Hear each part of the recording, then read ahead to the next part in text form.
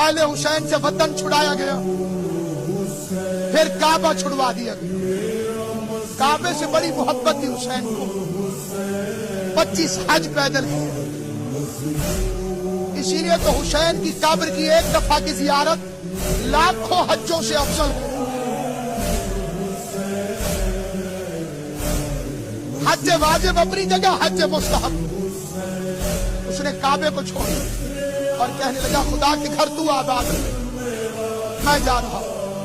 रास्ते में अब्दुल्ला बिन जुबैर ने कहा भी अगर आप काबे के पास रहें तो मैं आपकी हिफाजत करूंगा, काबा छोड़ देंगे तो मैं आपकी हिफाजत नहीं करूंगा। बड़ा अजीब फिक्रा है मेरे मौला का।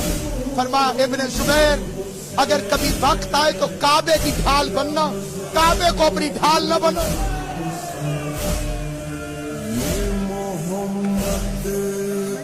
इस्लामी वीडियोस देखने के लिए हमारे YouTube चैनल नूर वलायत ऑफिशियल को सब्सक्राइब करें।